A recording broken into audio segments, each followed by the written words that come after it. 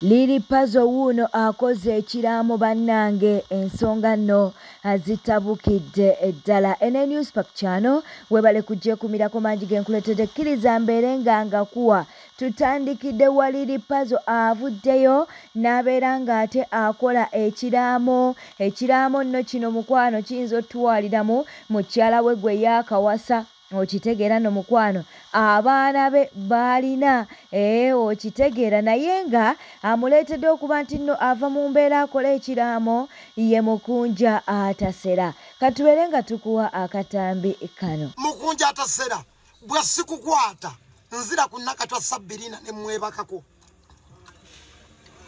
Mukunja Atasera bwe sikukwata mpozi onkubira essimu nga tebunnacha.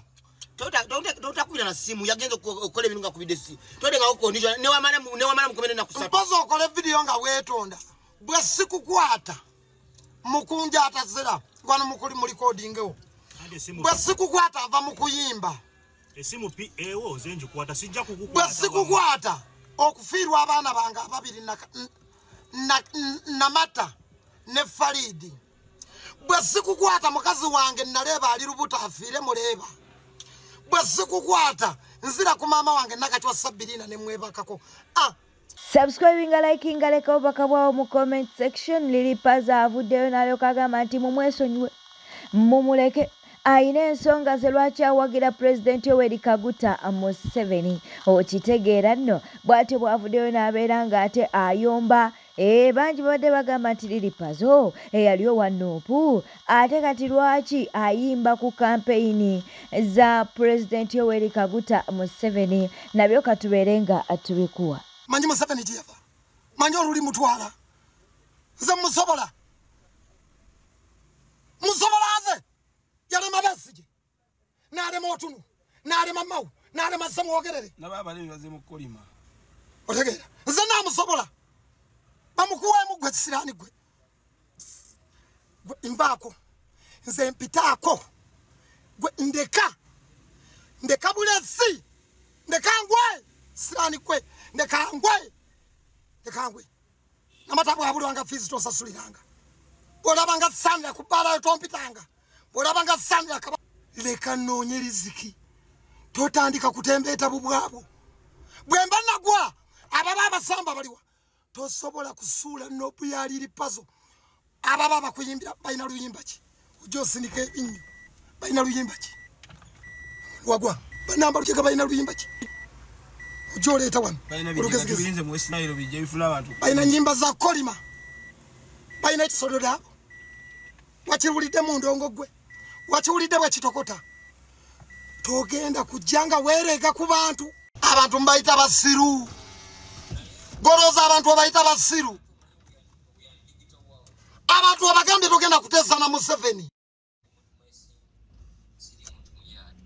akulira iPod Mawu mukama we Museveni atuuza olukiiko buli lwe lutuuka buli mwaka Museveni abamanyiira ajira namu openi n'atuula bw'ati n'alambiriza n'abajooga ebintu byonna bamala okubajooga n'atambula n'avaawo. Mbu do you want iPod minis? iPod kulya sente. Oyagala kikuddemu iPod kulya sente. Tewali kirala. Ekibiina kyo kyozimbye nabagambye omwoyo gwa patriotism, nationalism. Ekibiina ky'ebyobufuzi bw'ogenda n'okizimba ekisingiro tekigasa bannayuganda. Kibeeramu mpapula za kibiina kyo na peni za kibiina kyo na posta za kibiina kyo na bendera za kibiina kyo. Tubagamba singa za iPod mubadde muzikwata ne muzimba ku masomero Nakaseke iPod primary school ekyo kye twagala. Singa za iPod mubadde muzikwata ne muzimba lwebitakuli iPod hospital njaa mu bibiina ebingi kino ekibiina kyali kyanjawulo kyazimbira bannayuganda essomero tekirivaawo kakati gojjo tugambe mbuze wafunye mu iPod ogenda kuzimba bitebe bya bufuzi bituyambira wanga banna Uganda ezo sente za muwi wa musolo kakati nga tonaba kuyimba mubaliri pazo nyimba soko yimbire ddala mukamawo ye sitaani nambemu kubayo yalidde biliyoni nya 4 billion biliyoni nyozimanyi Museveni tiyali musiru yatula ne banne eri yakategaya temugoberera byafaayo nze gwe mulabo watinti mmwe zefunayo obudde ninenegula ne bakola omugendo gwa political parties tosobola kujjako Museveni ng'akugambye nti mu nsi yange there is democracy n'ebibiina by'ebyobufuzi biparticipatinga bulungi nnyo otegeera Museveni agenda kukuba kubanga wakkiriza nti waliwo omugendo gw'ebyobufuzi ogeze mu kalulu naye okkiriza ogeze ne Museveni mu kalulu akabala byabakama gwe yalonda byabakama agenda keera alangirire mukamawe nti awangudde oveeyo weekalakase akusibire mu mateeka akukubire mu mateeka akuttire mu mateeka so ebyo ebyekisiru nze pazo wendi gwereeta omukululo kyova olaba naleeta ffenna tubifiirwe movement bwe nalaba nga abantu bali mu kulya ssente nenkola ffenna tubifiirwe movement munfiiriza mbafiiriza I do damage control. Zendi wa damage control. I can come here. Nenkulizo ninga. Fenda to be firwe movement. Nengamba abantu mu bironda yo. Kwane bona bironda tebikola makulu. Alina amagezi uliriza. Abajega abasiru bali mbibina baba kubembaga. Bali yo ne Museveni bafumba. Zenakoma people power yakoma awe nyini we naviramu ekalerwe. Yes, mu mawulira amalala bwetwe yongerayo afulu figa una avuddeyo n'alyoka agamba nti bagenda kukola batya Bobi Wine.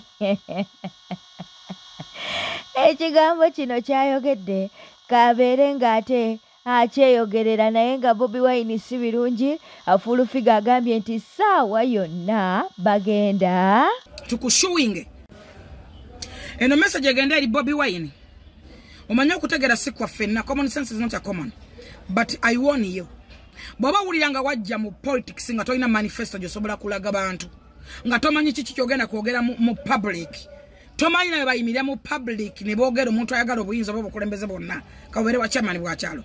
Please leave Jerusalem Sala alone. Va ku Salemu Sale tolina kyomubanja. Gwa mu kuwanta abagaggawala mu mikono gya Salemu Sale. Gwa mu ku bantu abalina ebirungi ebyo byosala n'okusongako nga babijja mu mikono gya Jerusalem Sale. Jerusalem Sale kifulisena ayagala abantu bonna. Bannabyabufuzi bonna bagende wa Jerusalem Sale n'ebifaananyi byabwe tabita. N'olwekyo va ku Jerusalem Sale ogenda ng'omwasamira ng'omwogerako ebigambo ebyanjanja nti yabba ettaka. Osobola otuwa proof oba obujulizi singa tugenda mu kooti tukushuwinge, because ngenda gamba Shira akushuwinge kanso Shira ngenda kumugamba tukushuwinge. Mu mawulira amalala mutabani wa Bobi Wine twogera ku Solomoni Kampala avuddeyo n'abeera nga abasaba abagambye nti nga tugenda mu kalulu munnange we mumaliriza okulonda akalulu mu kakuume.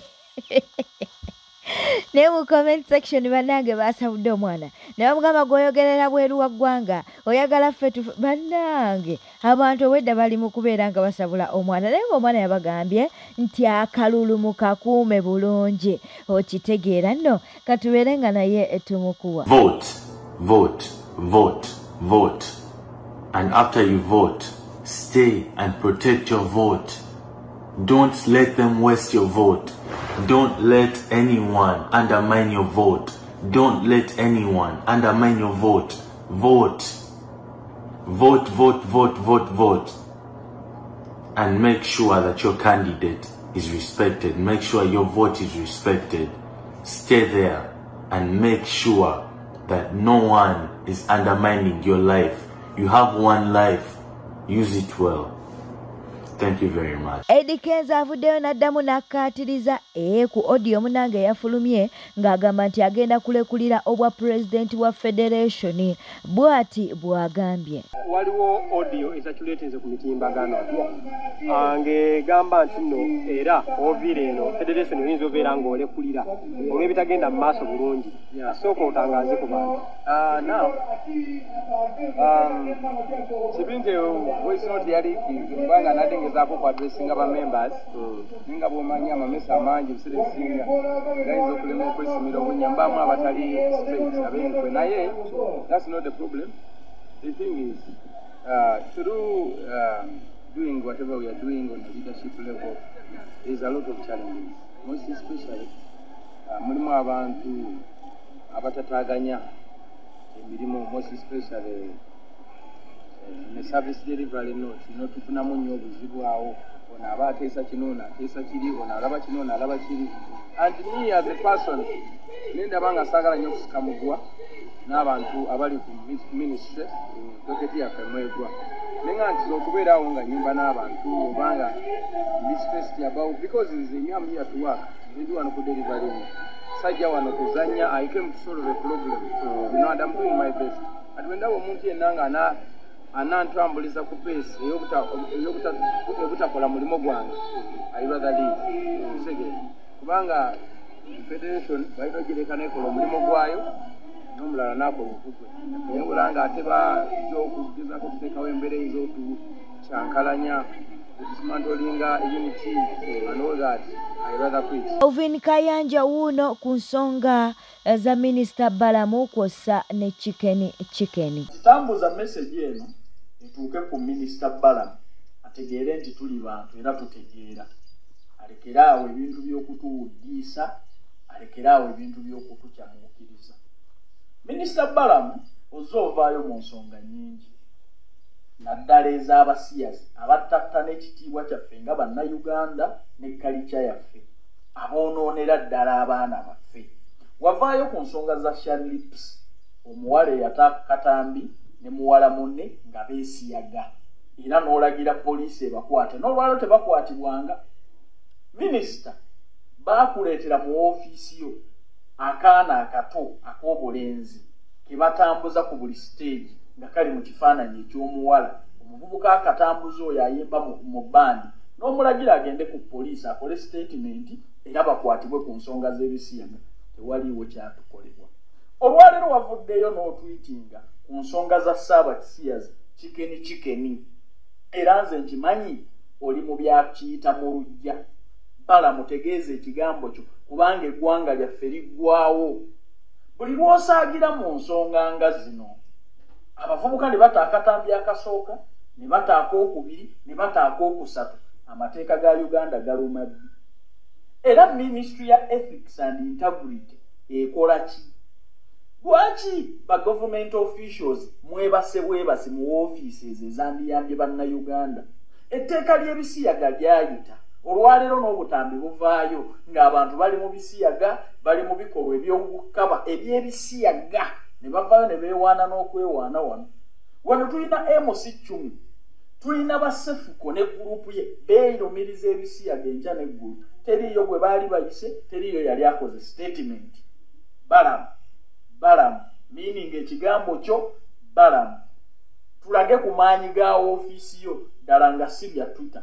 Nze oluusi ngenda ne neebuuza oba abakungu bano amazima ga Katonda mu ggulu waliwo abaddukanyeza social media handle zaabwe.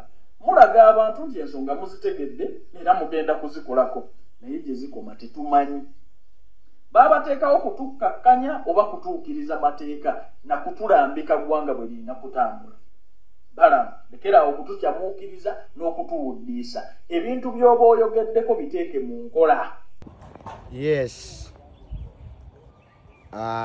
Ndabyeko Minisita w'abavubuka omwami Balamu nga ataddeyo ekiwandiiko ekyokukwata Chicken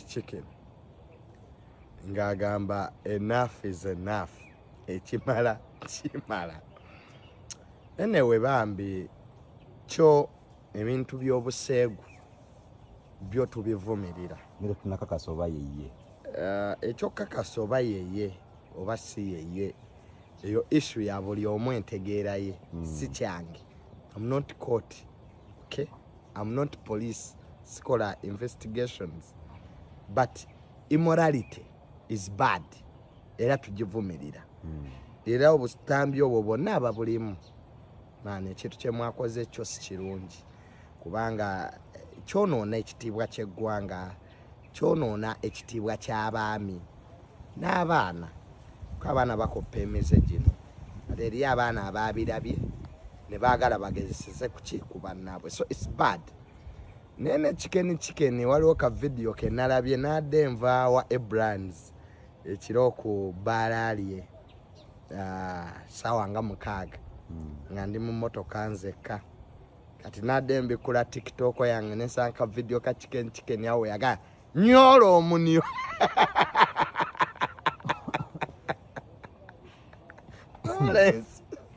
Lawrence wanjise nabadde nfudde nseko nabadde John nadde nfunye accident ku noda baleseka a few moments ako ke few moments later nga chicken yaine kyawesemu omumwaga nyolo omunyo nasese ndowooza ako saba minister saba minister aba prime minister doza ko minister balamuke yalabye naga enough is enough kisuse chicken ye teyekutte bulungi era nalabye maama we nga amuwolereza bambi I felt bad. Teri muzadde baga nti omwana omubi avumaganya nnyina. I think ebivumo bye bavumya maama wa chicken nze Lawrence ekintu kyensinga okwagala ku nsi kuno ye maama wange. So buli kyemba nnyenda okukola I first think about her so kamulowoozaako. Lawrence nandibadde muzibu nnyo mu nsi muno naye because some of us we have our mothers. Oba owuliranga oswala oba owulira bubi kati ze Lawrence ku myaka gyange sikyaga mamange kumpita kumbuulirira mu bintu ebitagasa njagala nnyo kale ambuulirira embye ssente naye nti Lawrence weeyambudde mbu simanyi oli mu bintu ebitakwatagana so it's very bad.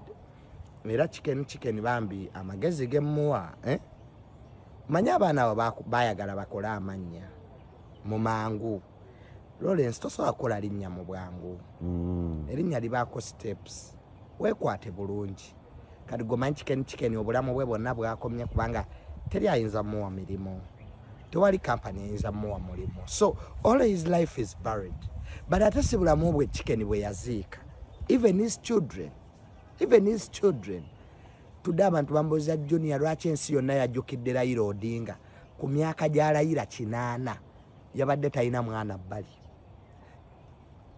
yabadde alina bana bokka ku myaka gya Raila 8 tewaliwo video ya buseegu gye yabadde alina 8 years omusajja ali yeekwata bulungi with decorum with dignity kati chicken bwafa kati nga bajjawo video bwe obwa nyolo omuni n'omufaadha abagenda omusabira atyamu so ekyokubiri kyenayize mu kufa kwa Raila Odinga kiri kimu nti abakulembeze mu ggwanga lyaffe aba Uganda muyigire ku Raila Odinga muyamba abantu guys let us help people abali mu need. Raila Odinga abadde si president ne bamuzikisanga president. Raila Odinga abadde talina buyinza bwa government nenga abalina obuyinza bamutya. Raila Odinga abadde talina degrees nyingi nenga bwayogera ba professor basirika lwa kintu ekyo buntu bulamu bannange mubeere bantu balamu abakulembeze ba Uganda. Osanze abantu mujjamu mama gwe kubanga oyina convoy oyina amaje ne muleka abantu nga baboda nga mubakubya abalala mubatomedda balamu nga tomena motoka z'abantu tubeere bantu balamu ebitibwa byensi biggwawo abantu balina obwetaavu oli eyo oyina ssente okola mu government oyina ssente epitirivu muzimalira mbamalaya na myenge bantu bameka boyambye malwaliro leero genda kemulago olaba abakyala abeetaaga obuyambi bannakazadde baggwanga bagulyeyo blankets banne bino bye byafudde Raila ow'amaanyi si ssente ze yabadde nazo si bitiibwa buntu bulamu the guy used to stand ngensi eri ku blink of war Laila nasituka naga you know what kazikiriziganye n'abalabe bange ze handshake ze yakola silo kwati yali agala bakwata mu ngalo be yatakiriziganye nabo but for the good of the country Besegera tata we Joromogi Odinga bamuwako bukulembeze bwe Kenya n'abogana na mulinde Kinyata gwe mwasibye gomba muteekako ani we bayinza okuwobwa president n'abuleka guys abakulembeze ba Uganda tubeere bantu balamu tuyamba abali mu bwetaavu abantu babeera wano balwadde omwana nina omwana gwe nalabye eriiso lyagala kuvaamu oba walirabye bayina ssente empitirivu ne watebonaga nti omwana ono kale muwaddeyo obukadde 10 ssente ze mubba muzitwalawa nga ffenna bagenda tuziika mu fuuti 3 ssente ze mubba muzitwala waggula Katonda. Guys, there is no corruption in heaven. There is no bribing in heaven. It's just your good heart. Eze sala ze mwesabira. Mwandibadde muyamba abantu. Nze kankubolire kitango oyo yaŋŋamba nga tannafa nti ekyenfudde ow'amaanyi mwana wange. Kuba nga nnwanirira abantu. Fighting for the needy. Helping the needy. To stand on the truth. They don't know bivuze mu Uganda. Tekikyaliwo. Ndabyeko Eddie Kenzo mukwano gwange nga gayagala designing. I'll talk about him next time. Bwete tambudde obadde mulabi mulungi olekwekumira ku Newspack channel kankusobere ngo subscribinga, olikinga n'okuleka obubaka bwawo mu comment section. Beera bulungi.